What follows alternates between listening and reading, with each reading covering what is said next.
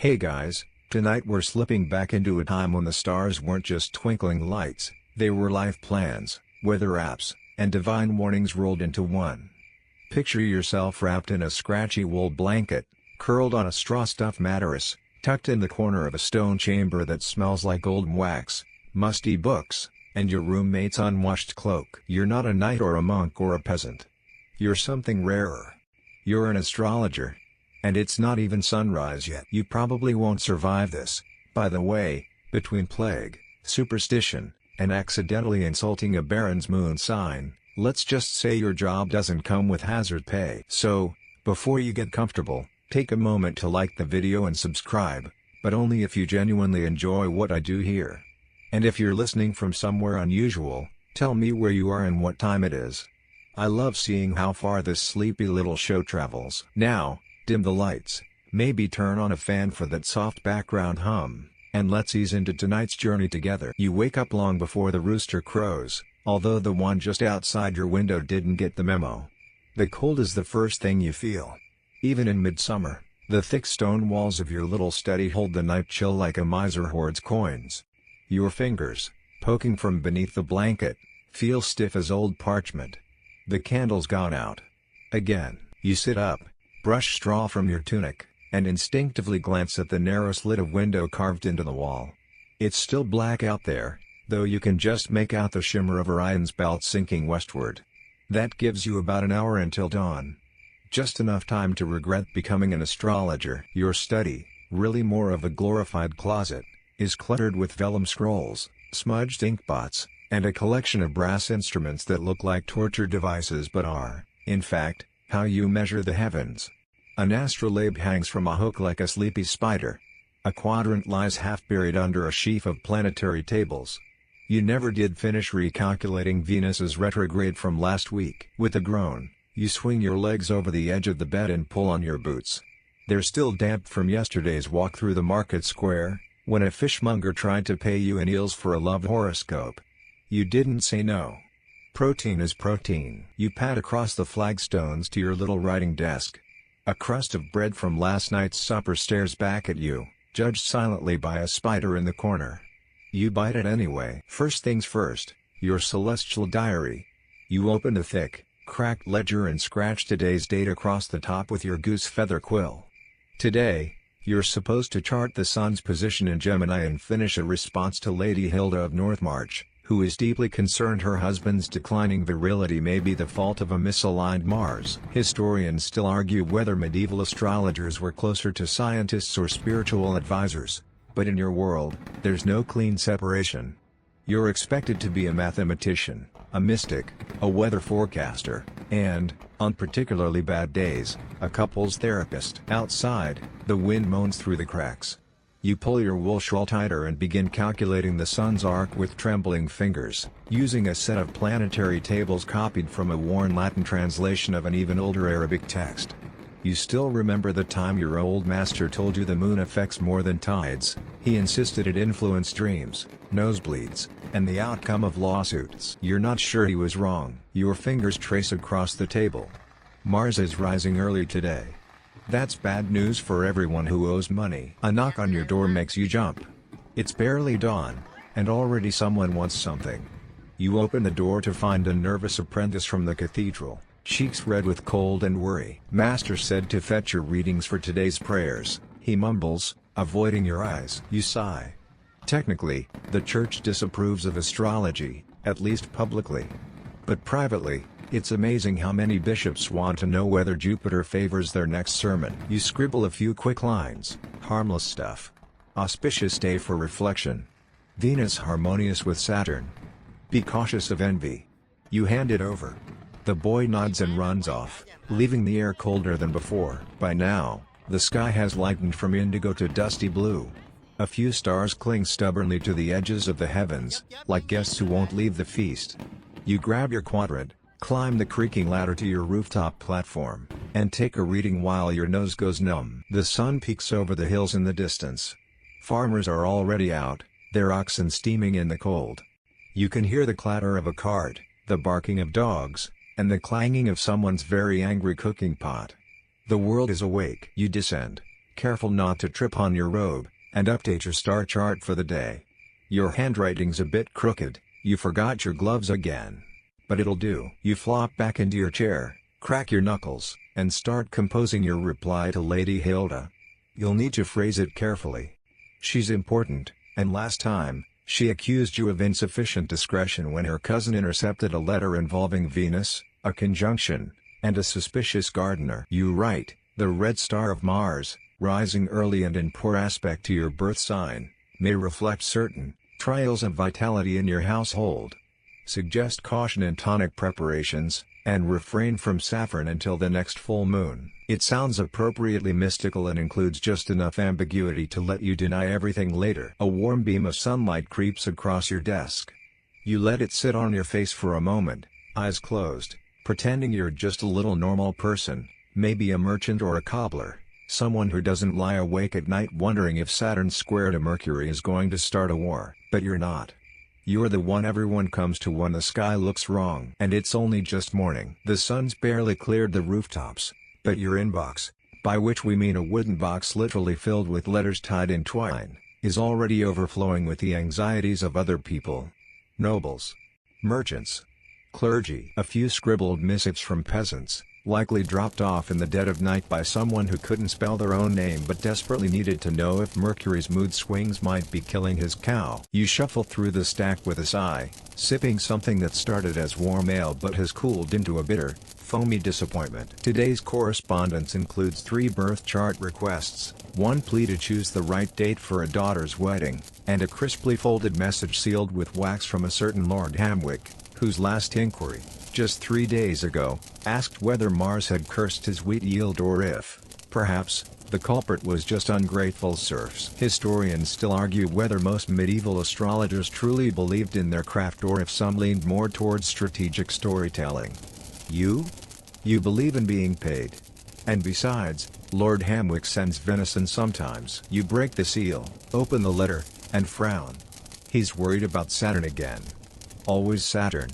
This time, it's hovering in the 12th house of unseen enemies, and he's convinced his cousin is trying to hex him.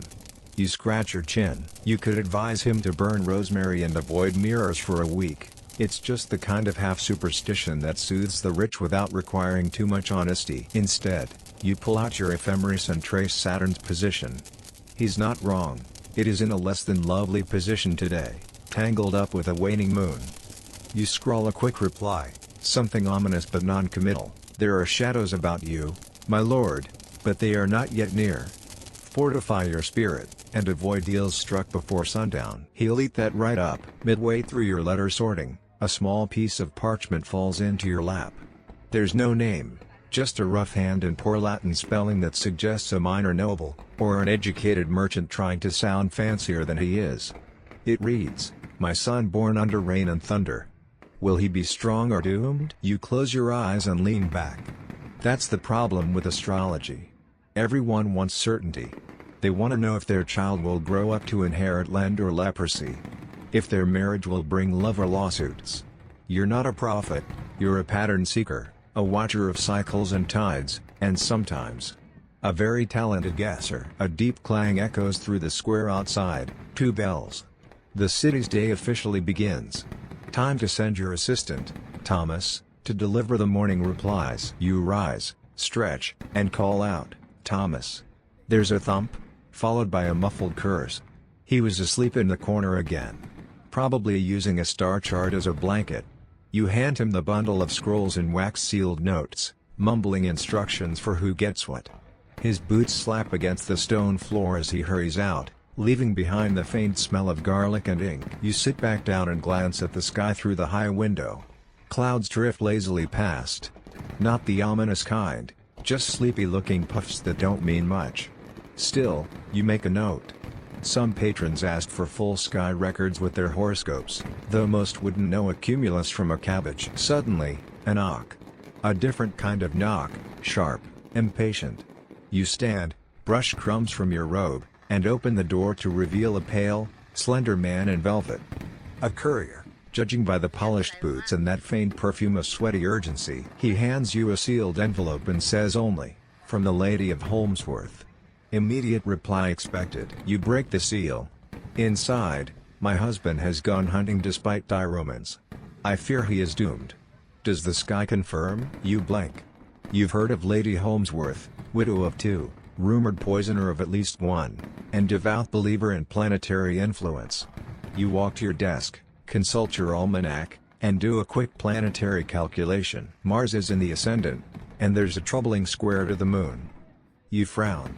Is that a hunting injury? Or just a bad mood? You sigh and scribble. The signs are clouded, but caution is wise. If he returns before sundown, there is hope. If not, the stars darken. Ambiguous, sure. But useful. And safely vague in case he returns unharmed and slightly tipsy. The courier vanishes as quickly as he arrived. You take a breath. That's 6 letters down, and already your fingers are sore from writing. You consider asking Thomas to practice his penmanship and take on more scribe work, but last time he wrote Virgo as vinegar, and you had to explain to a baroness why her child's destiny involved salad dressing. Another scroll arrives, this time from a monastery. A monk named Brother Eldrick wants your opinion on the alignment of the planets for planting barley.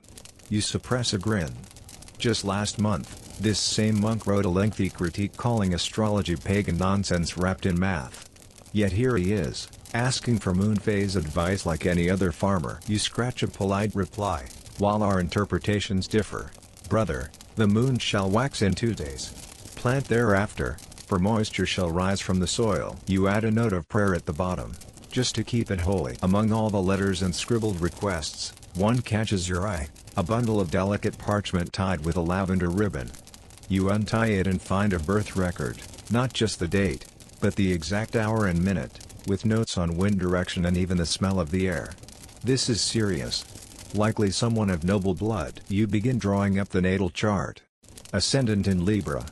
Moon in Taurus. Venus in the 10th house. You pause. This is a strong chart, charming, possibly influential, but there's an ominous Saturn in the 8th house. The house of death, rebirth, and family inheritance. You scribble down your analysis carefully. This child is destined for great influence, but must beware envy among kin. A silver tongue shall bring both fortune and ruin. You'll deliver that one personally. Outside, the city begins to hum. A distant lute plays in the marketplace. Church bells chime the 3rd hour. The smell of roasting barley drifts through the streets. You glance again at your messy desk, at the stack of unanswered questions, at the sky slowly brightening. So much to explain. So many people believing that you, candle-eyed, ink-stained, sleep-deprived you, can tell them what fate has in store. You shake your head with a soft laugh and dip your quill again. Time to disappoint a few more people. By midday, the sun sits high and smug in the sky, throwing warm rectangles of light across your stone floor and reminding you that you still haven't eaten anything substantial. You consider a bite of that bread crust still hanging around from this morning, but it now has the texture of a roof tile and twice the dust. You opt instead for pacing. Midday brings a fresh problem. Your robe. You dig around in the cedar chest at the foot of your bed, shoving aside a cracked pair of sandals, some winter furs that haven't seen daylight since last snow, and there it is. Your formal astrologer's robe. Thick. Embroidered. Heavy. It smells faintly of candle smoke and cloves, which is comforting, until you remember it also smells like panic sweat from the last time you wore it to read a bishop's horoscope while trying not to faint from heatstroke. But the robe is non-negotiable today. A summons has arrived, sealed in blue wax and carried by a servant with absolutely no patience. A minor duke, or perhaps a major baron? You honestly can't keep track anymore. Has requested your urgent attendance for an astrological consultation of delicate nature. Translation: someone important is having a nervous breakdown and wants to blame it on Jupiter. You wrangle yourself into the robe like you're climbing into a woolen bear. Your arms disappear briefly. There's some muffled swearing. Eventually, you emerge, victorious but sweating, clutching a small satchel with your charts, compass, and an emergency peppermint root. Outside, the sun is bright enough to make your eyes ache. The cobbled street glints like the teeth of a rich man who's never eaten anything chewy. You tug your hood forward and start the walk toward the noble quarter, dodging a cart full of turnips and a goose with serious attitude. On the way, a young boy recognizes you. Master Star Reader. He yells, trailing behind. "Did you say my uncle's gout was a sign from Venus last month?" You squint at him. "Only if it flared during a waning crescent," you reply without breaking stride. He nods solemnly, like that made perfect sense. The house you're heading toward is one of those uncomfortable mansions that looks like it's pretending to be a castle. The stone is new and too clean, and there are lions carved over the doorway even though there hasn't been a lion within 1,000 miles since Julius Caesar popped by. A servant ushers you through a cool hallway lined with portraits of deeply unattractive ancestors. You're shown into a sitting room where a woman in expensive silk, tight-lipped and trembling slightly, nods at you from a couch that could feed a family of 10 for a week if sold. "Master Astrologer," she says, voice tight as harp string. "My husband has been changed." You blink. "Changed?" She leans in, whispers, "He wakes screaming. He won't hunt anymore. He says the stars tell him our bloodline is cursed." You try very hard not to sigh. Instead, you murmur, "And what was the last event that preceded this change?" She hesitates, then admits, "He had a dream. A black dog. Fire in the sky." He says Mars smiled at him with teeth. "Ah. Mars again. Mars is really doing the rounds this month." You nod thoughtfully, reach for your notebook, and begin constructing a chart based on her husband's birthday, the day of the dream, and the hour it began. "Just before the candle went out," she says. Vague, but manageable. You sketch the chart carefully, pointing to the key trouble spots: Mars in the 12th house, of dreams and secrets, a lunar eclipse approaching, and a problematic trine between Mercury and Pluto. Well, if anyone in this century knew Pluto existed. But you like to be thorough. You explain to the Duchess that while the stars reflect potential outcomes, they do not force actions. Think of them as weather forecasts, not curses. Your husband may feel turmoil, you say gently, but it is more likely from fear than fate. She looks relieved. "So he's not cursed?" You offer a diplomatic smile. "Curses require very specific alignments. This is more celestial turbulence." She buys it. As most do. Because you spoke slowly, pointed at your chart a lot, and used phrases like transitory malefic conjunction. Before you leave, she presses a pouch into your hand. It clinks. Back outside, the world feels warmer. Maybe that's just relief. Or maybe it's the fact you can now afford fresh cheese this week. On the way home, you run into Brother Aldous, a monk with a fondness for strong ale and strong opinions. He squints at you from beneath his hood. "Still scribbling foolishness?" he says, jerking his chin at your chart roll. You grin. "Still pretending divine order doesn't include the planets?" He snorts. "The Lord doesn't care about Mercury." You shrug. "Maybe. But Lady Holmesworth sure does." Historians still argue whether the church ever truly banned astrology, or just quietly pretended not to notice when it was useful. The truth? Most monasteries had sky maps next to their calendars. Even Brother Aldous, drunk on boiled barley, knew the moon was best for planting carrots. You make it back to your chamber just as the sun starts its descent. You kick off your boots, collapse into your chair, and toss the coin pouch onto the desk. The astrolabe winks at you from its hook like it's proud. And why not? You successfully navigated another noble's emotional crisis without getting blamed for their family curse. That's worth celebrating. You chew a bit of peppermint, stretch out your legs, and wonder, how many people truly understand what you do all day? You don't tell fortunes. Not really. You translate the sky into language people can live with. And sometimes, that language involves Mars smiling with teeth. You barely have time to peel off your robe before someone knocks again. Not the hurried knock of a messenger or the delicate tap of a noble servant. This one is deliberate, rhythmic. The kind of knock that says, "I know you're in there, and I'm not going away." You groan, setting aside the satchel you just unclasped. Your legs ache from the walk, and your stomach is threatening to stage a revolt. But this is your life: scribes, stars, and stubborn visitors. You open the door to find a familiar figure, Brother Martin, the resident scholar of the nearby abbey. Robe fraying, ink stains on his cuffs, eyes like he hasn't blinked since Epiphany. "Your quadrant," he says, brushing past you into the room without invitation. "You made a correction to the summer solstice table, and I demand to see your sources." You sigh and close the door behind him. Remember that monk who thinks astrology is heresy? This is his more annoying cousin. Brother Martin doesn't hate astrology. He resents it. Specifically, that people listen to you instead of him. Which is odd, because he's probably the only person you know who actually understands half of what you do. But he insists on treating astrology as a mathematical curiosity rather than a guiding tool. You gesture toward your work table, where the quadrant sits nestled beside your astrolabe and a still damp cheesecloth. He lunges at it like a hawk spotting a mouse, then squints over the markings. You used the Arabian interpolation for this? He huffs. You nod.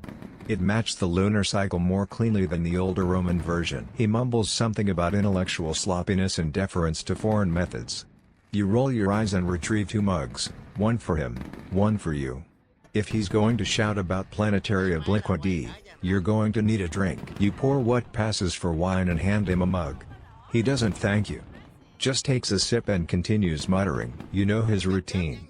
He'll pretend to argue with you, challenge your calculations, then casually mention his own star tables, probably in the hopes you'll praise them.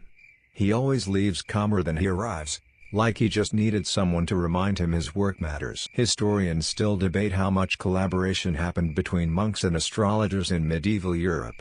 Officially, the church disapproved. Unofficially, many monasteries had better astronomical instruments than royal courts. After 10 minutes of this farcical bickering, where you pretend not to notice that he's agreeing with most of your calculations, he finally flops into your only spare chair and sighs. Did you hear about the comet? He asks suddenly. Your eyebrows rise. What comet? He leans in, lowering his voice as if comets could hear. Spotted 2 nights ago. West of Kent. Bright enough to cast shadows. You blink. That is interesting. Comets aren't common, and when they do appear, people lose their collective minds. Famine, war, death of kings, they've all been blamed on a fuzzy smear of ice and gas in the sky. You grab a nearby slate and start sketching possible trajectories. Seen from Kent. You mutter. That would place it along the northern arc. Just after sunset? Martin nods. You pause. That would have put it near Cassiopeia. He grunts. And you know what that means. You both say it at the same time, a fall from pride. It's not science. Not really. But myth and symbolism cling to the stars like barnacles on a ship. Cassiopeia, the proud queen punished by the gods. If a comet passed through her, people will talk. Some will panic. Others will try to spin it into prophecy. You look at each other in the candlelight.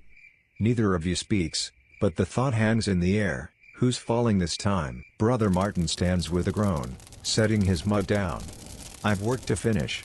And a prior who thinks comets are made of smoke and sin. He turns to go, then stops. Your quadrant work.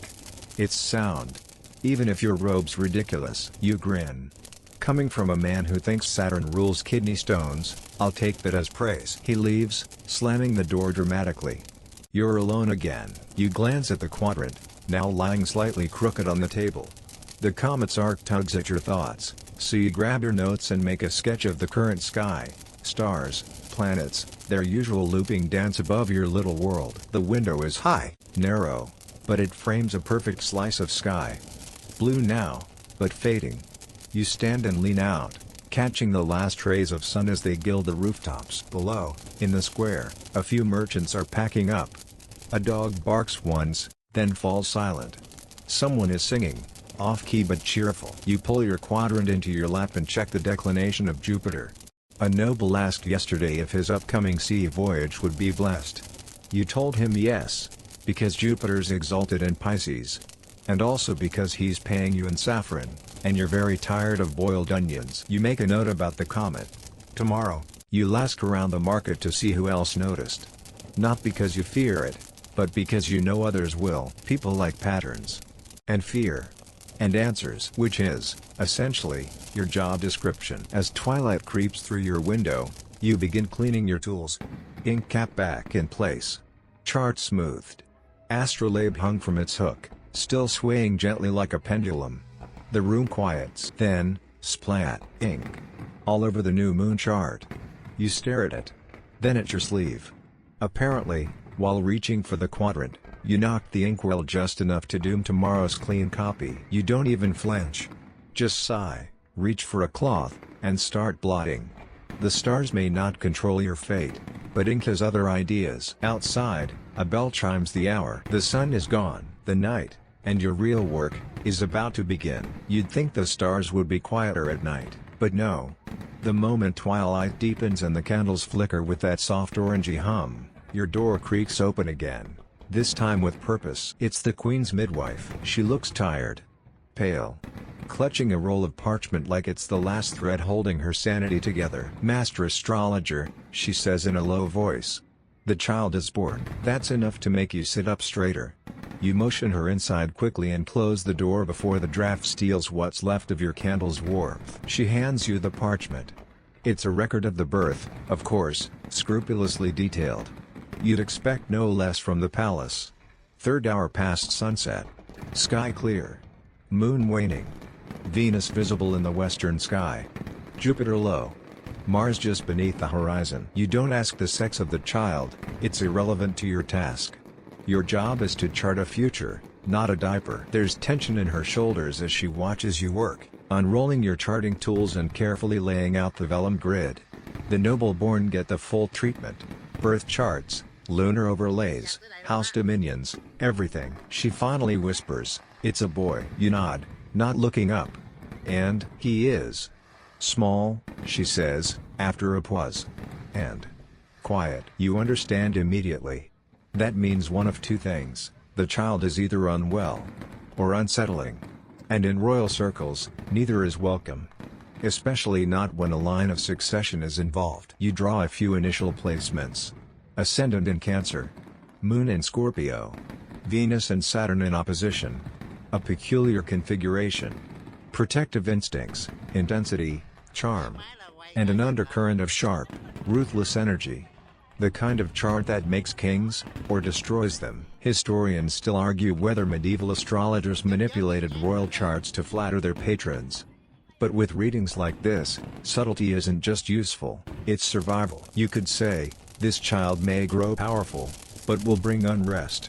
Or you could say, strong star patterns suggest leadership and reform. Same meaning. Very different reception. You opt for discretion. He is born under deep waters. You begin gently. There is depth in his stars. Wisdom. A tendency toward secrets. But also grace. Venus gives him the favor of the people. And Mars, though hidden now, will rise soon. The midwife exhales. Her fingers tremble. Will he live? You pause. There's a sharp line crossing the 8th house, house of endings, rebirth, inheritance. Your quill hovers. His path is not without trial, you say, but the stars do not predict doom. Only change. Which is true. And vague enough not to get you thrown in the moat. She gathers the chart, bows deeply, and murmurs her thanks. Before leaving, she places something small and soft in your hand, a purse of herbs. For sleep, she says. Or dreams. You nod, touched by the gesture. Then you lock the door behind her, double-check the shutters, and return to your desk. Royal charts are exhausting. Not because of the complexity, but because of the consequences. Say the wrong thing and you're suddenly involved in court politics. Say too little, and you risk sounding incompetent. You need a moment. So you walk up the narrow stairs to your tower's tiny balcony, the one you've reinforced with 3 extra boards after last winter's unfortunate tumble. From up here, the stars are clearer. The moon is a crooked smile, barely lighting the rooftops. The city breathes in low, gentle rhythms. A dog barks. Somewhere far off, a lute plays 3 lazy notes and stops. You glance up. Venus is gleaming brightly tonight. She hovers just above the western line, pulling your eye like a lodestone. You remember your teacher once said, Venus doesn't lie. She just distracts. You return inside to find Thomas snoring beneath a pile of torn parchment. Apparently he attempted to copy planetary tables and lost the war. You let him sleep. You, however, do not have that luxury. The Queen will want an official summary for her astrologer in residence to present. And that means clean calligraphy, elegant Latin, and just enough mysticism to make it sound impressive. You dip your quill, take a long sip of that strange herbal wine someone gave you last week, it tastes like regret and fennel, and begin to write. You keep it formal. Born under the waning moon and the harmony of Saturn and Mercury, His Highness centers the world with the favor of celestial balance. His mind shall be keen, his instincts sharp, and his path, though veiled, shall carve its way through shadow toward purpose. It sounds lovely. Vague. Impressive. You sprinkle a little stardust on the corners, just in case someone checks your work. Then you lean back, crack your knuckles, and let your gaze slide over the stacks of parchment around you. Every single one represents someone else's anxiety, hope, or desperation. You are their translator. That goat farmer from 2 days ago? He wanted to know if Mars was angry about his livestock dying. The merchant's daughter who sent you a braid of hair wrapped around a question mark? She wanted to know whether she should run away with the lute player or marry the cobbler. You advised against both. Lute players are unreliable, and cobblers gossip. You stretch again. Somewhere in the room, a mouse sneezes. It's late. The stars are watching. And you still haven't had dinner. You wrap up the royal chart, tuck it into a wax satchel, and slide it beneath your writing desk. It'll go out tomorrow, by trusted courier. No one must intercept a royal horoscope. Ever. You light another candle and begin sketching the phases of the moon for your monthly wall calendar. People like visuals. They don't always understand astrology, but they love to point at circles and say, "Ah, I knew it was a bad moon yesterday." The last chart you draw tonight is for yourself. You don't often do this. But something about that child's chart unsettled you. Not in a dire way. Just echoed. Like you've seen it before. You sketch the current sky. Your own ascendant. Your own solar position. And there it is. Saturn. 8th house. Same as the child. You sit very still. You laugh quietly. Then you blow out the candle. The stars aren't mocking you. But they do enjoy a joke now and then. Your stomach makes a noise that's frankly impolite. Finally, a break. You push back from your desk, stretch until your spine gives a series of satisfying medieval cracks, and head downstairs to the little hearth where your dinner waits. Dinner is, as always, humble. A bowl of lentils, overcooked, a heel of bread, dry enough to start a fire with, and a wedge of cheese so hard it might technically qualify as a weapon. But tonight you're not dining alone. Your two most persistent companions, Martian the leech and Sister Editha the librarian, are already waiting. They don't knock anymore. They just show up. Like seasonal weather or Mercury in retrograde, Martian is grinning, cheeks red from the walk, still wearing his usual leather apron. Which is alarming, because it's spattered with something that looks suspiciously like goat's blood. "I drained a nobleman today," he announces proudly, plopping down onto your stoolie. 6 ounces. Said he had melancholy. Now he has lightheadedness. You raise your eyebrows. Is that an improvement? Martian winks. He tipped extra. Sister Editha, in contrast, moves quietly. She removes her gloves and settles in with a bundle of scrolls tied neatly with ribbon. Her fingers are stained with ink, and her face is pale, except for the faint shadow of a smudge across her nose. "I brought the Syriac translations," she says, as if announcing nothing more exciting than a cabbage. "Which ones?" you ask. "The ones on Saturnian influence during solar oppositions." You blink. "That's oddly specific." She shrugs. "So is Saturn." Historians still argue whether medieval astrologers worked alone or with informal networks of scholars, monks, and healers. The reality? No one thrives in this business solo. The smarter ones gather friends like herbs, each with a different use, a different flavor. Over your pitiful meal, the three of you begin comparing notes. Martian describes a patient who claimed the moon caused his boils to weep. Sister Editha sighs. "The moon doesn't control boils." Martian shrugs. "Then why do they always worsen during waxing gibbous?" You nearly choke on your lentils. "That's not a sentence I expected to hear today." Editha rolls out one of the Syriac scrolls across your table and points to a faded diagram, an arc of stars with tight lines intersecting a central symbol. "This," she says, tapping it, "is from an earlier commentary on Persian astrological traditions. It links Saturn to not just the bladder, but to debts, ruined reputations, and, strangely, goose attacks." You stare at her. "Goose attacks?" She looks completely serious. "It's written here. The wrath of Saturn is visible in flocks turned violent." You and Martian both pause. Then nod slowly. "Explains the market last week," Martian says. "Indeed," you say gravely. 3 injuries. 1 broken egg. No survivors. The three of you chuckle. It's not that funny, but laughter is rare these days. You take it where you can. The conversation turns toward local gossip, Someone in the noble district is hiding an illegitimate child, the town scribe may be having visions, and the bishop has requested private star readings again. Which means either he's planning a pilgrimage or plotting revenge. None of this will make it into your official charts, but all of it matters. Because in astrology, the sky is only part of the story. The rest is people. Sister Editha pulls out a folded note from her cloak.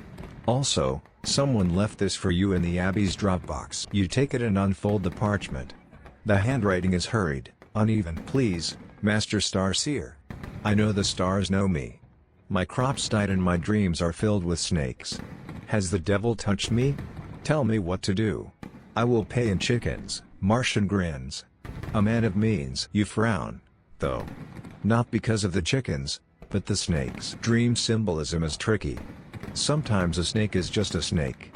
But paired with dead crops? A certain kind of fear is brewing. You set the note aside. I'll write him tomorrow.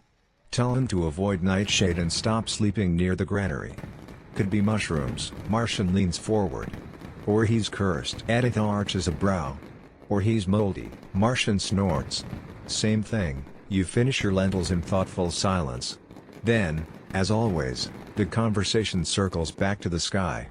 Editha unfurls a second scroll, this one depicting a rough translation of Arabic astrological teachings, pre-Islamic, maybe Sabaean. This one connects the rising of Sirius with outbreaks of sudden violence. You frown. I thought that was tied to military omens? She nods. That too. But there's a side note about bees. Bees? Apparently, bee colonies collapse when Sirius is in conjunction with Mars and Mercury enters retrograde. You blank. Where do you find these? She shrugs. I have shelves. You lean back and sigh. I just wanted a quiet dinner. Martian pats your shoulder with a bloody hand. You chose the wrong job for quiet. The three of you sit there a while longer, until the candles burn low and the room turns golden and sleepy. Eventually, Editha gathers her scrolls, and Martian rises, bones cracking. I have to wash. The nobleman said his blood was special, and I think it gave me a rash. Do not bring that rash here, you say as he departs. They leave you alone once more, the embers dying in the hearth. You sit there for a while, just watching the fire, listening to it sigh. Then, slowly, you rise, carry your bowl to the corner, and open the shutters. Above you, stars. Unchanging. Untouchable. But somehow, always listening. The fire crackles down to sleepy embers, and the stone walls sigh with the cool breath of midnight. You lean against the window frame, staring up at the stars like they might blink back. Most people are asleep now, curled under blankets, dreaming of bread or scandal or goats. You, of course, are just getting started. Night is the astrologer's real canvas. The distractions of the living world fade, and what remains is silence and sky. You wrap yourself in a heavy cloak, climb the narrow ladder to the rooftop once again, and step into a different dimension, the chill, inky one above your world. The stars are brilliant tonight. Every constellation sharp, every planet right where it should be, or almost. There's something strange. You adjust your astrolabe, take a fresh reading of Venus, then check Mars's position. Still tucked under the eastern horizon. Jupiter blazes in the south, smug as ever. But one of the stars in Orion, Bellatrix, the Amazon star, seems to flicker unnaturally. You blink. Look again. No, still there. Maybe it's just your eyes. Or the wine. Or the universe hiccuping. You take detailed notes anyway. Because that's what you do. You observe. You record. You worry quietly and convincingly when paid. After half an hour, the cold wins. Your fingers are stiff, your nose numb, and your stomach still trying to digest lentils from the 13th century. You return inside, careful not to wake Thomas, who's now drooling on a chart of Capricorn's 4th house. You pull out your quiet hour project, a side chart you've been building for weeks. It's not for a client. Not for a noble. Not even for the church. It's for you. A massive multi-year timeline of the visible planets, eclipses, and alignments. A pattern you suspected but haven't yet proven. See, here's the thing. You think something's coming. Not a war. Not a famine. Not a comet falling into a tavern. But a shift. Historians still argue whether medieval astrologers had theories of long-term change, great conjunctions of Saturn and Jupiter, planetary epochs, that sort of thing. But tucked between charts and calendar pages, you've found patterns, echoes, cycles, and they're all tightening. You compare your current notes with a scroll copied years ago from a Byzantine astronomer. The planetary cycle of 1186, when Saturn and Jupiter last aligned in Aquarius, preceded strange upheavals, political, religious, climatic. Now, they'll align again. Soon. You sketch a line connecting the dates, then circle the months ahead. The lines crisscross like veins. It doesn't necessarily mean anything. It also might mean everything. You pause and consider who you could discuss this with. Brother Martin? He'd scoff and demand 15 proofs. Sister Editha might listen, but she prefers microcosms. Martian? He'd say the stars don't matter unless they cause boils. You smile to yourself, then frown again. The truth is, this work, the real astrology, the hidden kind, is lonely. You spend your days answering questions about love and livestock, but your nights are filled with questions no one dares to ask. What is fate? Is it written? Can it be changed? You run your fingers across the parchment, across stars that haven't moved in 1,000 years.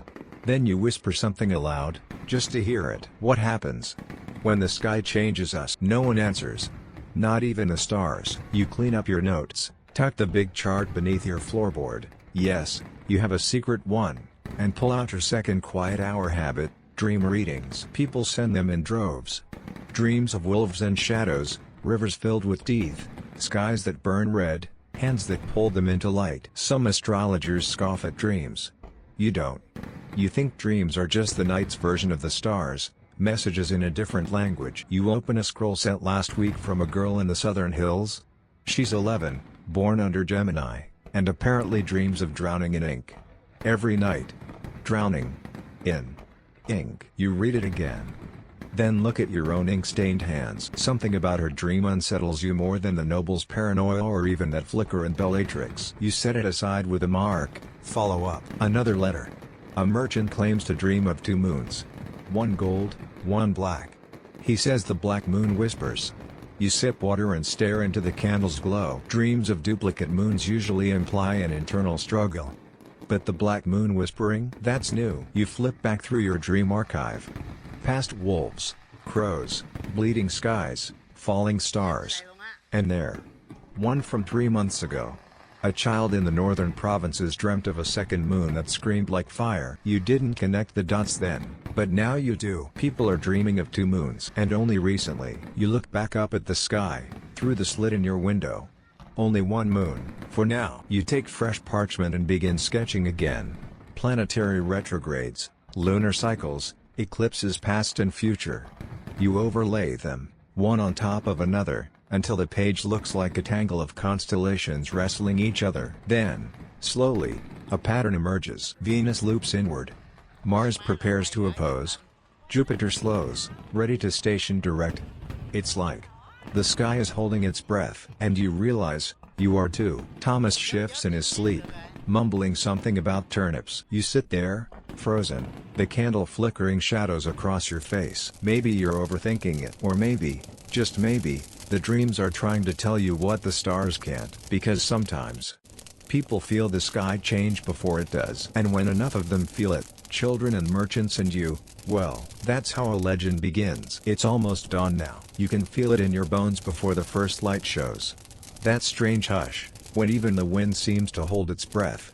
Thomas snores on, wrapped in his cloak like a discarded burrito, and the candle gutters one last time before choking out. You should sleep. You don't. Instead, you pull on your woolen coat, grab your portable quadrant, and step out into the early dark like someone answering a call. Because in a way, you are. The edge of the city is quieter at this hour, just cobblestones, fog, and the soft scurry of nocturnal things heading home. Your boots echo faintly. Somewhere, a rooster is warming up to ruin everyone's peace. Your destination? The edge of the orchard. A hill the locals call Star Watcher's Rise. Not a very imaginative name, but accurate. From here, you can see everything, the sprawl of the city rooftops, the distant glimmer of the river, and most importantly, an unbroken sweep of the eastern sky. You climb slowly, fingers stiff on the handle of your satchel, your breath clouding in front of you like a ghost that refuses to leave. At the top, you set your quadrant down, Spread your notes across a flat rock, and wait. The first hint of light cuts across the horizon like a blade. A smear of lavender. Then gold. You lift your quadrant and track Venus again. Still holding steady. Still brighter than she has any right to be. Then, slowly, your eye catches the faint glimmer of Mercury, tiny, darting, skittish as ever. You begin your calculations, murmuring them aloud to keep the numbers straight. Venus at 14 degrees Pisces. Mercury approaching 28.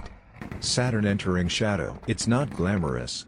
You're hunched over a brass instrument in the mud, muttering to yourself like a very well-read madman. But this is the part you live for. The clarity. No screaming nobles.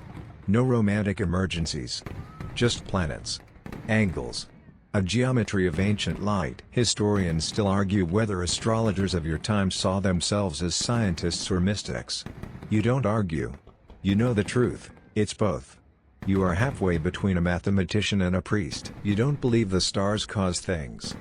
But you know they reflect them. And reflection can be everything. Behind you, a rustle. You stiffen. It's not often people bother you here.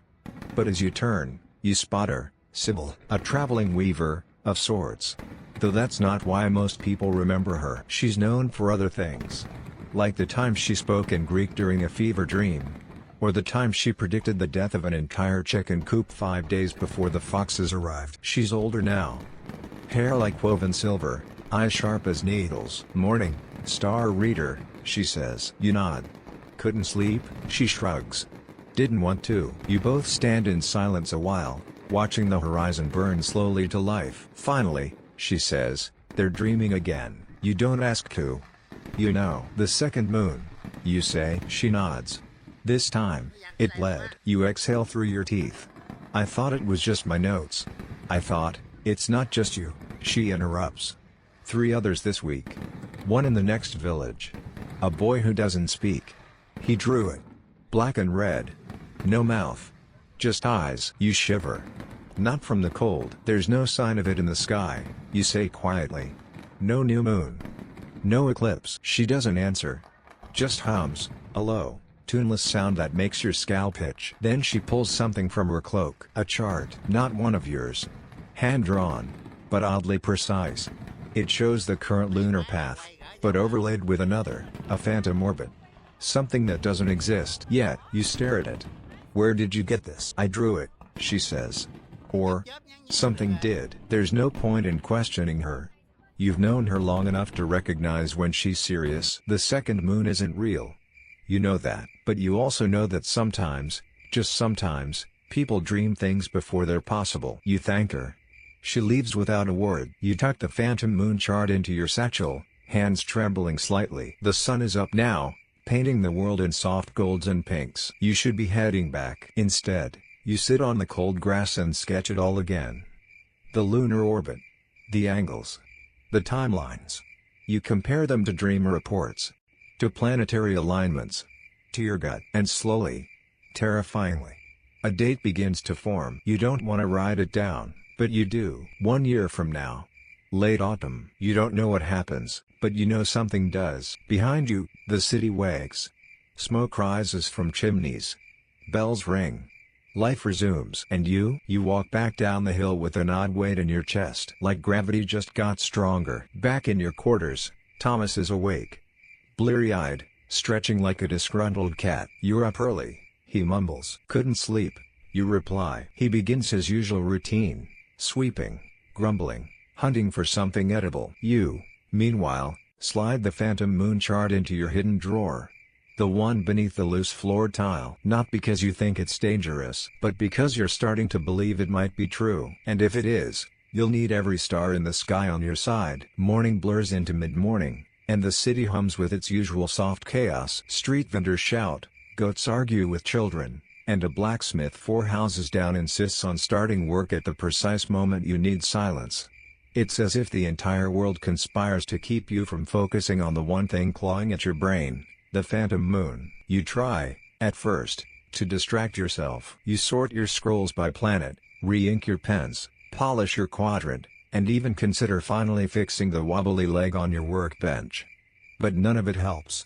That drawn orbit, it's still there, burning in your thoughts like a second sun. You give up pretending. With a sigh, you retrieve the chart and pin it to the wall beside your main celestial map. It looks ridiculous there, wrong size, wrong parchment, wrong everything. But it feels right. Like it's part of the bigger picture you've been trying to sketch for years. You trace the orbit again. A perfect curve that has no business being real. Yet here it is. And it's not just Sybil's madness anymore. It's been in dreams, in murmurs, even in that merchant's whispered nonsense about the moon speaking. It shouldn't mean anything, but it does. So you do what any self-respecting medieval astrologer would do when confronted with an impossible question. You visit the astrologer with less self-respect. His name is Erasmus, and he lives above a tannery, because of course he does.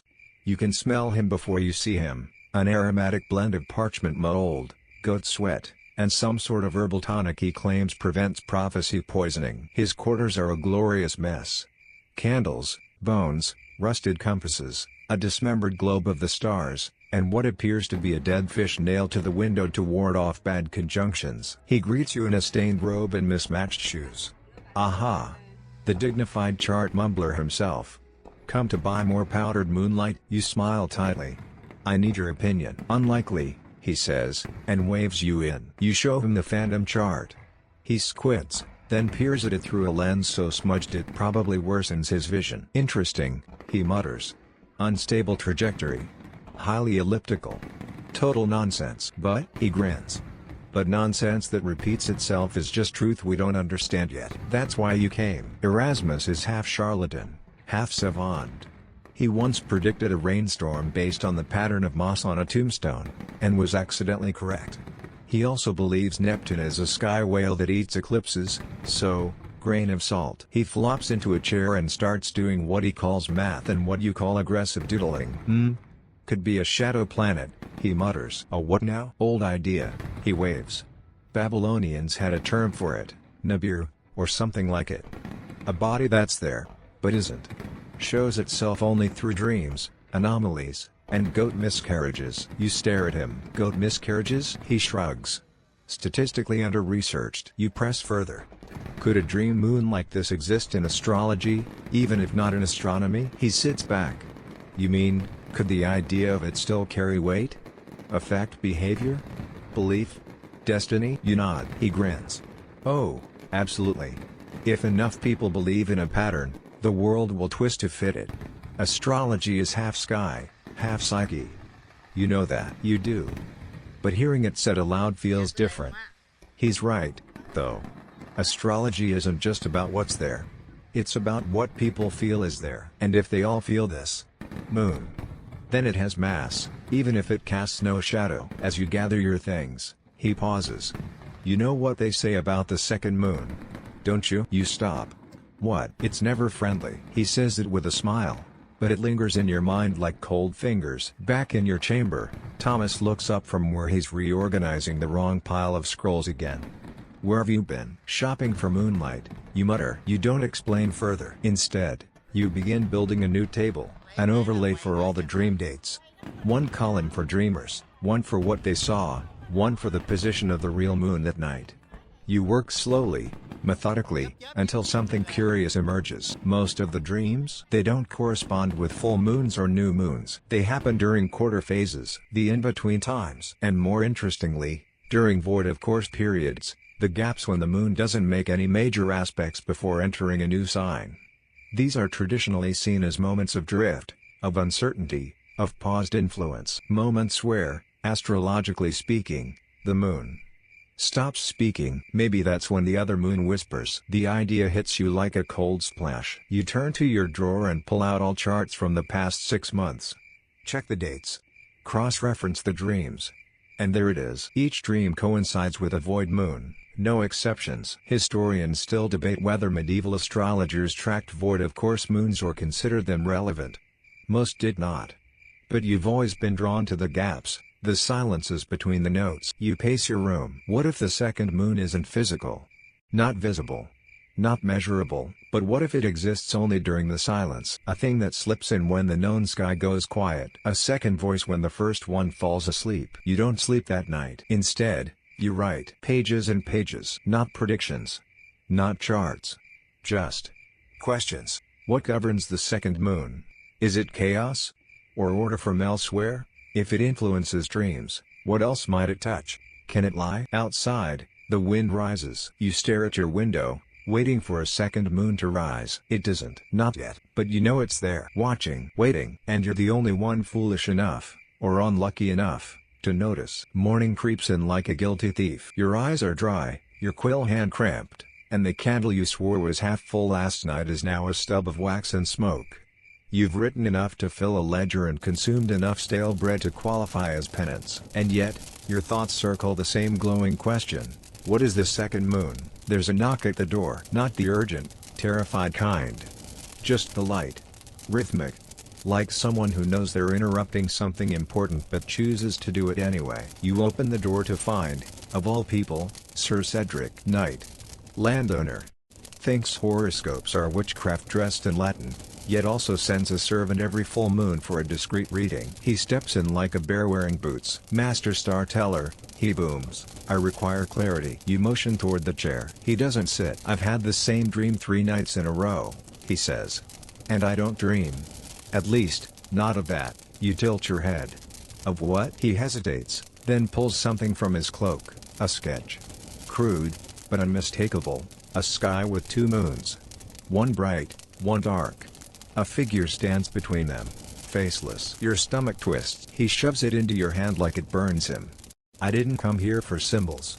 I want to know, is something coming? You consider your words. Yes, you say slowly.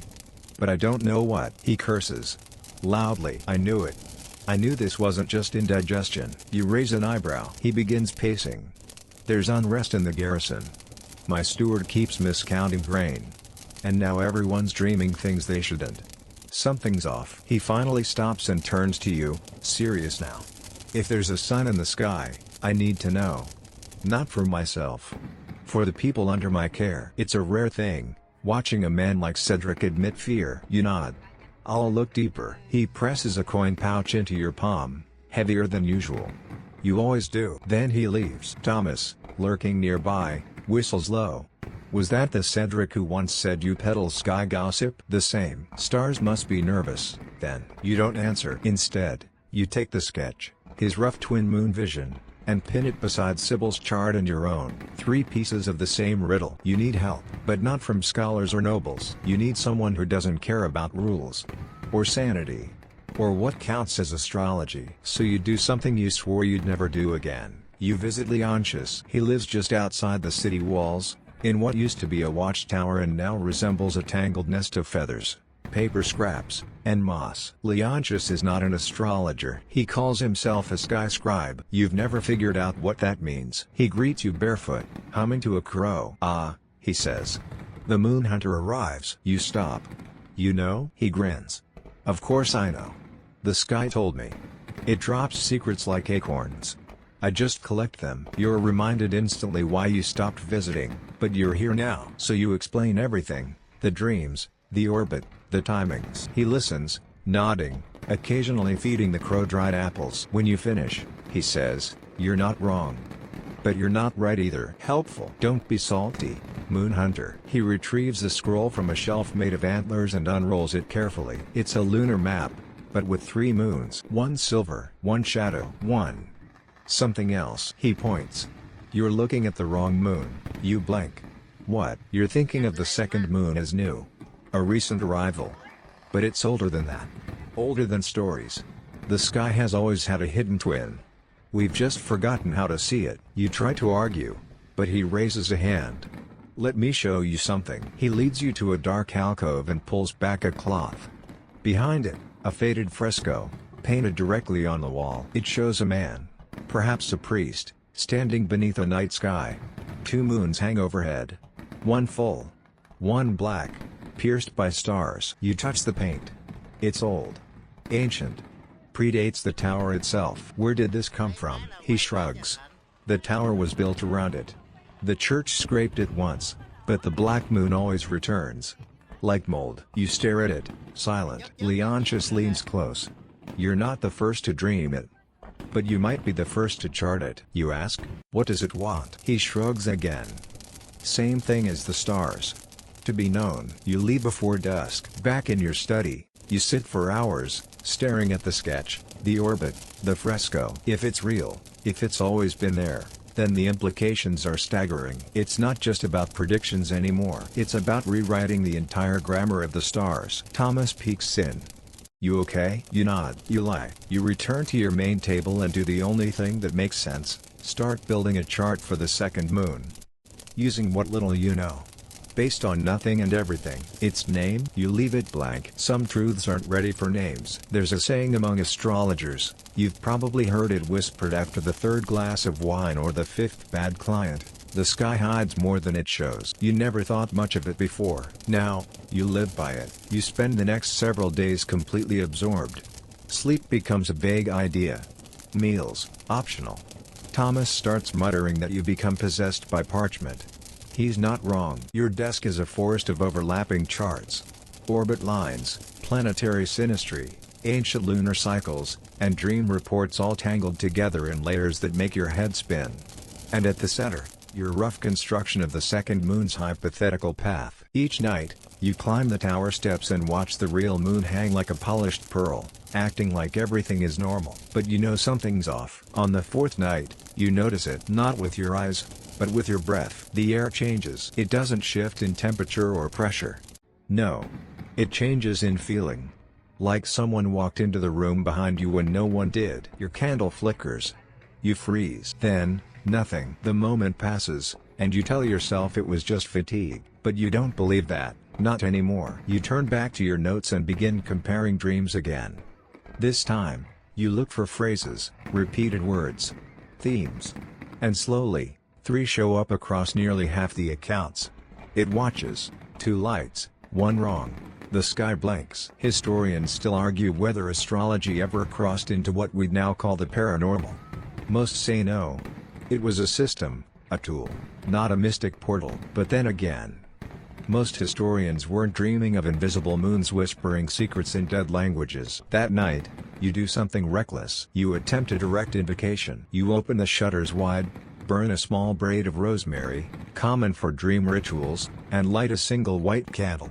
You place your astrological tools in a circle and sit cross-legged inside it like some sort of scholarly sorcerer. Then, you speak. Not in Latin, not in prayer, just plainly. If you're real, show me. The room doesn't shake.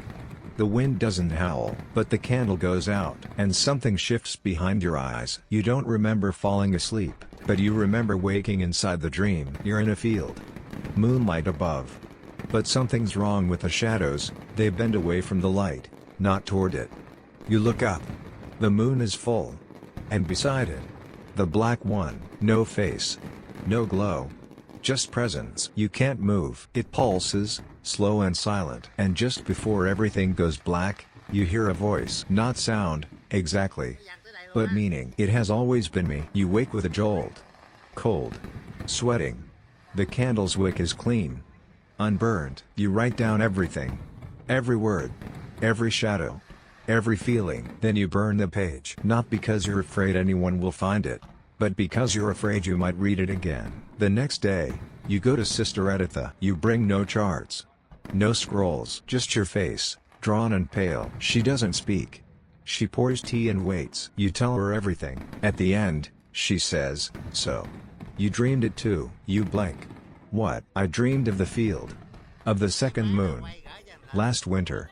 I didn't tell you. Why not? She shrugs. Didn't want to sound like Erasmus. Fair. She walks to her shelf, pulls down a small, locked chest, and opens it with the key she wears around her neck. Inside, a map. Old. Hand-inked. But not local. This is not from your region. She unrolls it. You gasp. It's the twin moon fresco, drawn almost exactly. Dated 2 centuries before your birth. Editha points to the margin. Note the symbol in the lower left. It's a star within a circle, your symbol for a void of course moons. Someone else had linked them too. Long ago. You stare at her. What is this? You whisper. She looks at you, steady. I think it's a warning. You take the map home. You hang it next to everything else. And finally, for the first time, you name the second moon. Not in Latin, not in your common tongue, but in the dream sound that echoed behind your ribs. Alzur. You don't know what it means, but when you say it aloud, The room listens, and nothing dares interrupt you. You speak its name again. Azure. Soft, under your breath. The walls don't crack. The floor doesn't tremble.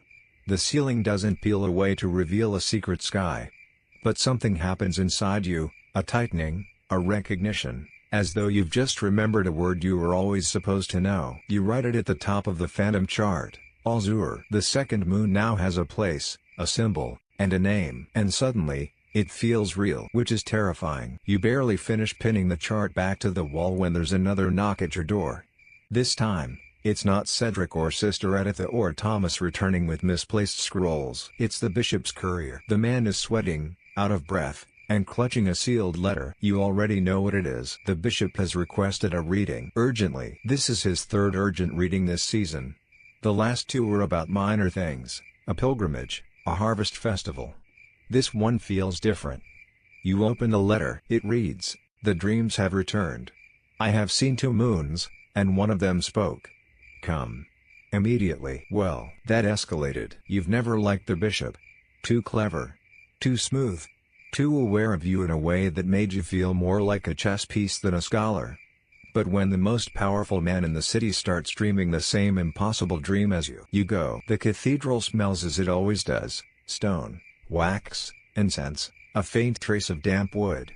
The bishop waits in his study, wearing robes far too fine for someone claiming humility. His hands are folded. His eyes are sharp. "You've seen it too," he says. Not a question. You nod. He gestures to a parchment on his desk, a sketch, nearly identical to Cedric's and Sybil's. 2 moons. One pale, one black. "I did not send for you to explain this," he says. "I sent for you to confirm it." You frown. "Confirm what?" "That the old prophecies are correct." Your pulse stutters. There are always old prophecies. Most of them are vague. Bread will rise. Rivers will flood. Kings will fall. Very practical. Very open to interpretation. But the second moon? That's not part of your usual library. He taps the edge of his desk. "The Chronicle of Far Moors. Have you read it?" You shake your head. It's a text that's half legend, half discarded heresy. Something the church quietly buried. "Of course you haven't," he mutters. "No one teaches it anymore." But it speaks of a skywind. A moon that has no light of its own. A shadow companion that emerges when the balance between the known and the forgotten begins to slip. You arch a brow. "And you think that's now?" He leans forward. "What you call Azure. The Chronicle calls the Watcher Beyond. A presence that blinks into our sky when too many people look away from themselves. When dreams are abandoned.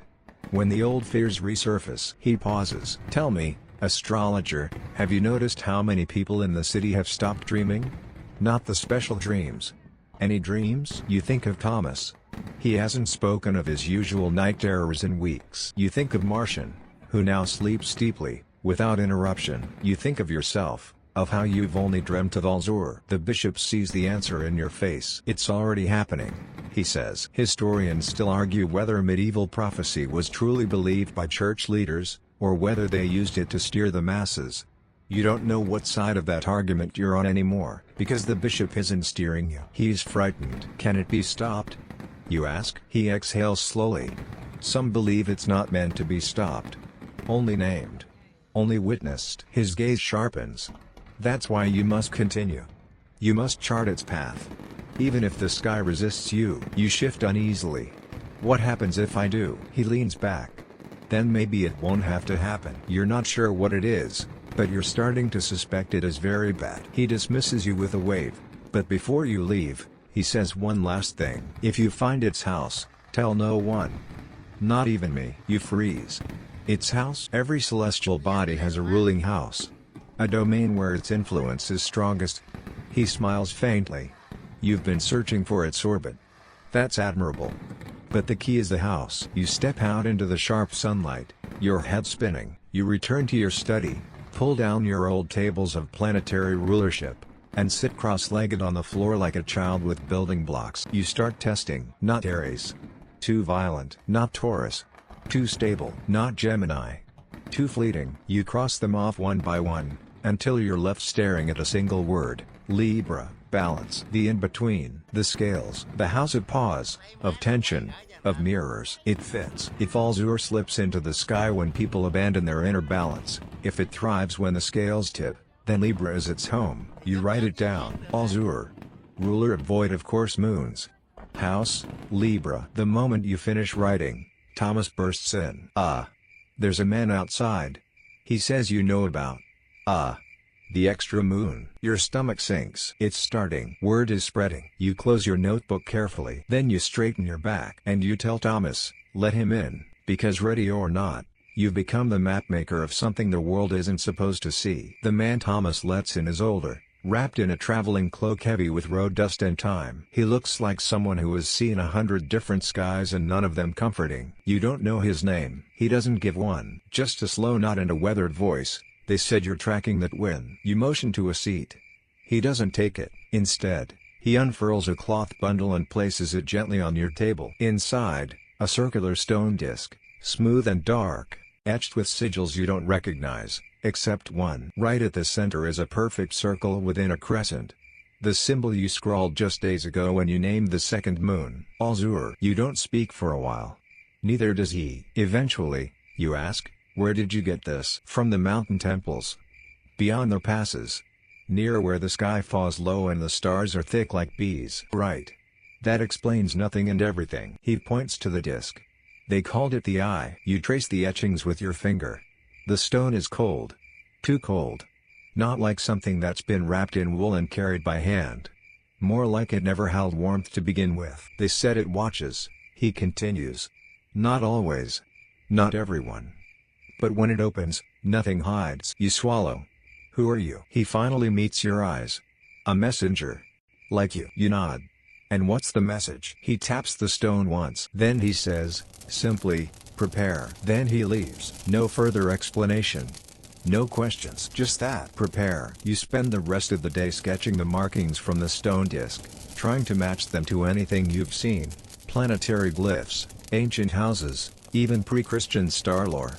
Some look similar to early Mesopotamian star signs, but others are wrong. Angles too sharp.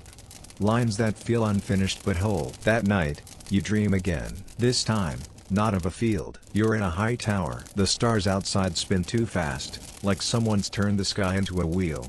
You look down and see your own charts, but they're blank. No stars. No houses. Just that same black circle, watching. Then a voice, not words, but pressure, says, balance must break before it can shift. You wake gasping. Your candle's already lit. That's never a good sign. You begin writing immediately. Because you felt something in the dream, an answer hidden in the phrasing. Balance must break. That means something's going to snap.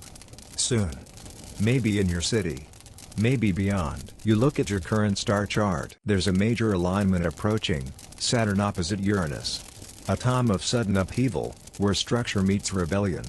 It doesn't cause things, you know that, but it echoes them. And if the second moon appears strongest when balance fails, then this alignment might be its window. You check your void of course chart. It matches perfectly. That week, you start noticing more changes. The dreams return to people who had stopped dreaming. Merchants, guards, even Thomas wakes up one morning, pale and shaking. I saw it. He whispers. You don't have to ask what it is. You increase your observation sessions, spending hours each night on the tower rooftop with numb fingers and aching knees. Still, no visible second moon.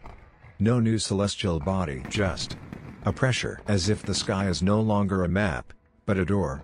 And it's unlocked. One evening, you see something strange. Not a moon, not even a star, but a gap. A portion of the sky, maybe the size of your outstretched hand, where no stars shine. A patch of perfect dark. Not clouds. Not mist.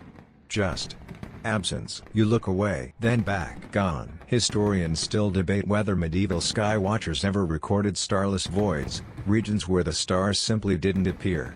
Some texts suggest it. Others dismiss them as ink stains or parchment rot. But you know what you saw. And the dreams keep piling in. Now they're coming with drawings. From villages nearby. From children. From monks. All different hands, all the same image, a circle within a crescent. Alzur's symbol. Someone knocks again. This time, It's Martian, of all people. He's holding a dream scroll, clutched so tight the wax seal has cracked. He's sweating, shaking. You take him inside and offer water. He waves it off. I saw it, he whispers. Not in the sky. In the mirror. You freeze. You mean in your dream? He shakes his head. I wasn't asleep. He tells you he'd been washing his face before dawn. Looked into the basin and, there it was. Not behind him. Inside him. In his reflection's eyes. The second moon. Pulsing. Watching. You check his chart. He was born under Libra. That tracks. You thank him. He nods. It's not done, he says. It's only just waking. After he leaves, you pull your notes together. You begin building what you never expected you'd need. A warning system. Void moon approaching? Check. Saturn-Uranus opposition? Confirmed. Dream frequency spike? Definitely. You write it in red ink across your parchment. Alzheimer phase, imminent. There's no protocol for this. No handbook for invisible moons that speak through dreams and mirrors.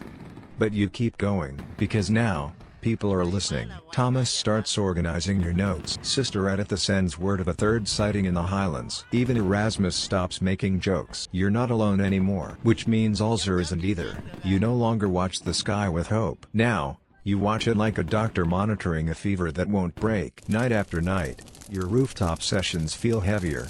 The stars don't twinkle, they linger, dull and slow, like eyes that are too aware. The wind has a different texture. Even the moonlight, once silver and serene, looks slightly yellowed.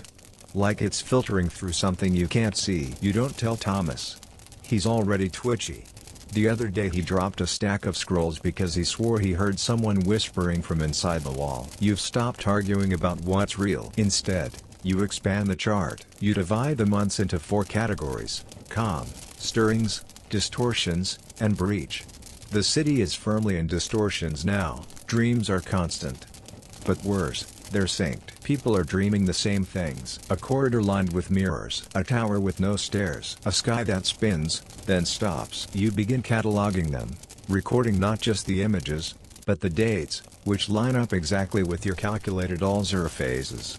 Every 7th void of course moon, the dreams intensify. Every 3rd Saturn trine, the gaps appear. It's becoming too precise to ignore. One afternoon, while cleaning your tools, Thomas finds a slip of parchment tucked beneath your scrying disk. It's not yours. It's new. Just one phrase: the moon is a door. The second is a key. You don't sleep that night. Instead, you dig out the old Babylonian text Editha gave you last year. The one you dismissed as symbolic poetry. This time, you read it as if it's trying to warn you. There's a passage, half erased, almost illegible. When the hidden moon rises, it asks no permission. It opens what should stay sealed. And then, nothing walks in. You copy it down in your own handwriting. Add it to the top of the breach chart. Then you hear the bells. Faint at first. Distant. You rush to the window. A crowd has gathered near the church square. Not frantic, but focused. Faces tilted upward. You join them. And there it is. For the first time since this began, everyone can see it. No longer just dreamers. No longer whispers and drawings and shadows. It's visible. Not like the moon, no. There's no mass. No glow. No reflection. But a perfect circular absence hovers beside the waxing gibbous moon, like something erased a hole in the sky. No stars shine through it. No birds fly past it. Clouds veer around it like oil avoiding water. Someone in the crowd whispers, "Is it watching us?" And that's when you realize, it's not just visible. It's open. Back in your study, the black stone, the one the witch gave you, has cracked. Not broken. Just split, cleanly, down the center. Thomas enters, breathless. It moved. You turn. What the thing? It shifted. You rush to the window. And he's right. The void is no longer beside the moon. It's drifting. Not fast. Not like a shooting star, but glacial. Deliberate. Heading west. You begin writing. Not to analyze. Not to interpret. Just to document. Because you're not sure how long it will stay. Or what follows it. You finally write the full phrase on your wall, above every diagram. Alzheimer is not a moon. It is an aperture. You return to your rooftop at dusk. This time, you bring the eye disc, cracked and humming softly. Yes, humming. Just barely, like something deep underground. You kneel and set it on the tiles. The air grows still. You close your eyes. No ritual. No prayer, just this thought: if it's listening, then maybe we can ask it to leave. And for a moment, the humming stops. You feel a heat behind your eyes, a pressure in your chest. Then, you're not on the roof anymore. You're standing in the corridor, the one from everyone's dreams. Mirrors stretch endlessly in both directions, but in your reflection, there's no second moon. There's no moon at all. Only darkness behind you. And a door ahead. It's made of something that's not wood, not metal, just wrong. A voice, not yours, asks, "Do you want to know what comes through?" You don't answer, because you already do. You wake on the rooftop. It's dawn. The sky is normal. The void is gone. The cracked disc is whole again. No one else remembers it. Not the crowd. Not the priests. Not even Thomas. You do. And on your chart, now cluttered with too many markings to count, one more appears, drawn by a hand that isn't yours. Next phase, 91 days. You don't touch it. You just whisper, "I'm not ready." And the stars, for once, stay silent. Time doesn't pass the way it used to. 91 days sounds manageable on parchment, but you feel every hour stretched like a wire under tension. You're not counting toward an eclipse, or a solstice, or even a celestial alignment, at least, not one recognized by anyone else. You're counting toward a phase, an event that defies natural rhythm and clings instead to a pattern only the dreaming seem to hear. And you're wide awake. The city forgets, as it always does. The church resumes sermons about sin and salvation. The merchants argue over tariffs, and the baker's boy sings out the cost of sweet bread with a tune that hasn't changed in 15 years. The sky, to most, is just sky again. But you remember. Your diagrams remain intact. Your notes untouched, except the one line that updates itself. Always 91 days. Always ticking. Thomas asks, timidly, "Do you think it will come again?" You nod. He says nothing more. You spend your days in quiet preparation, but not the kind that involves stockpiling or warning others. What would you even say? Brace yourselves. The invisible moon will blink again and we might dream of mirrors that think. No.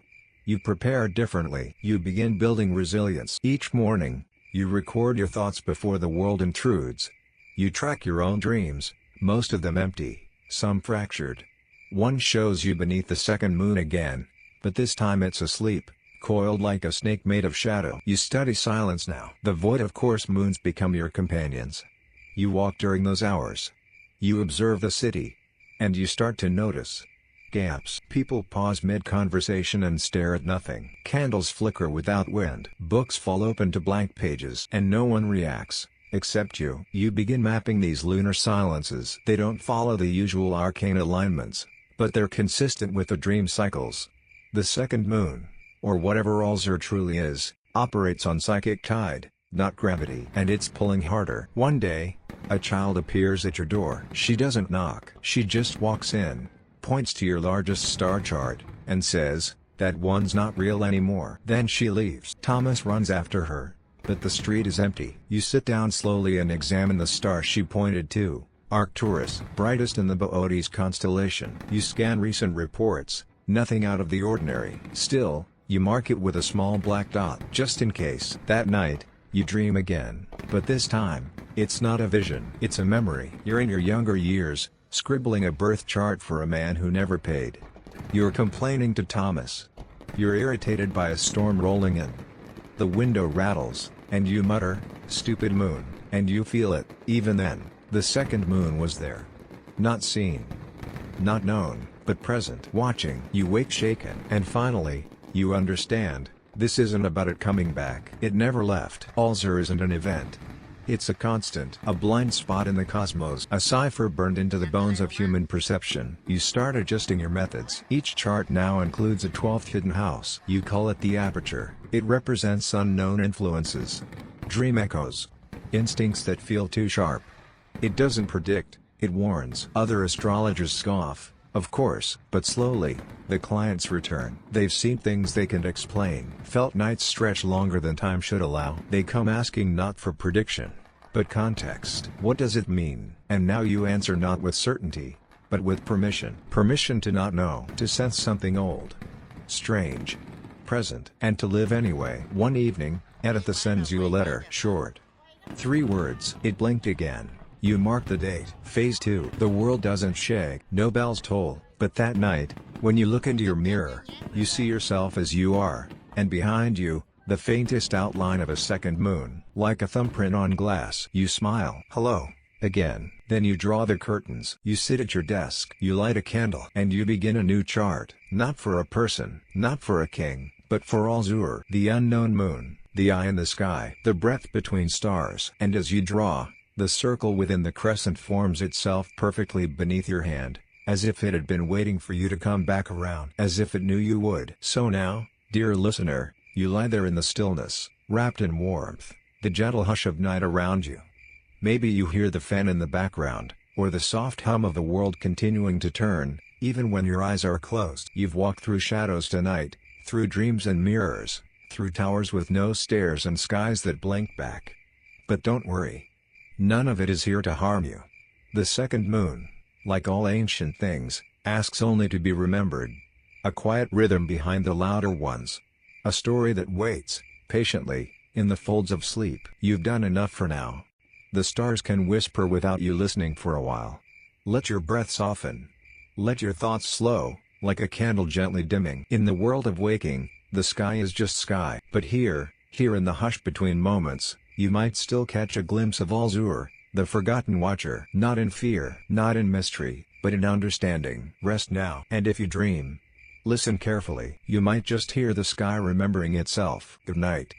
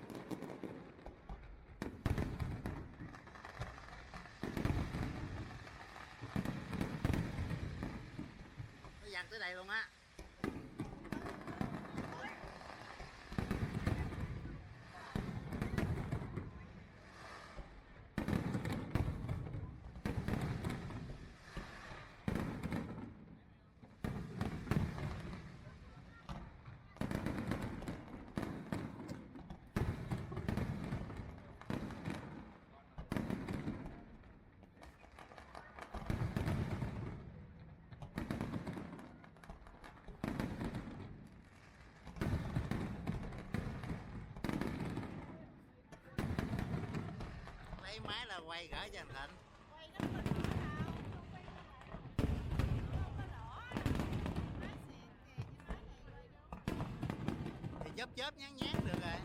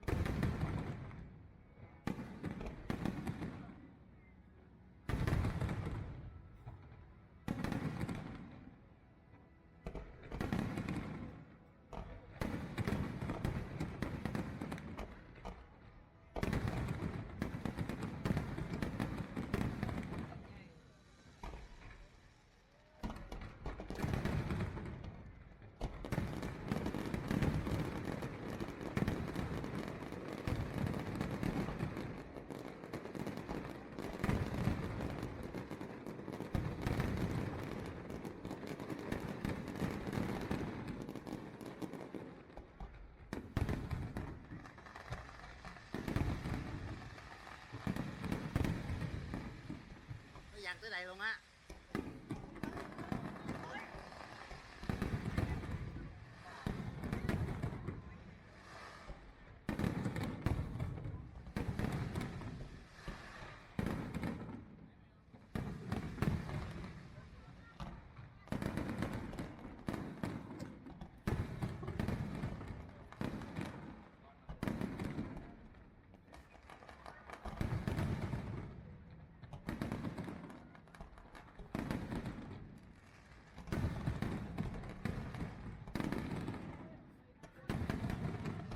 Lấy máy là quay gửi cho anh Thịnh. Quay nó có rõ đâu, không quay đâu bạn. Không có rõ. Má xịn kìa, chứ nói gì quay đâu. Thì chớp chớp nhán nhán được rồi.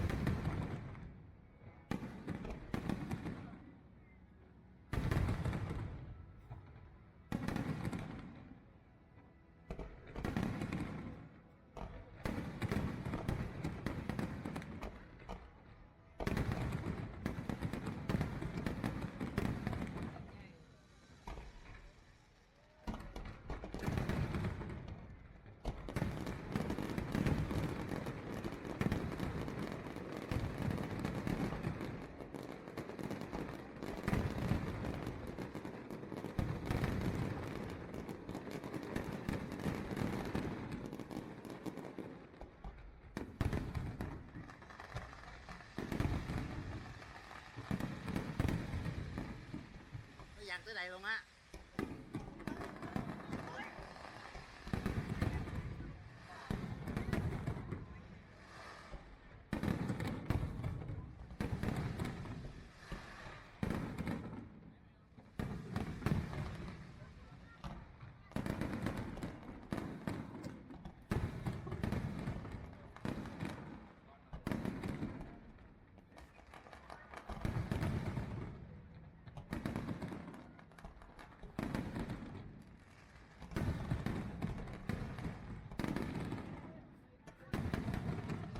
Lấy máy là quay gửi cho anh Thịnh.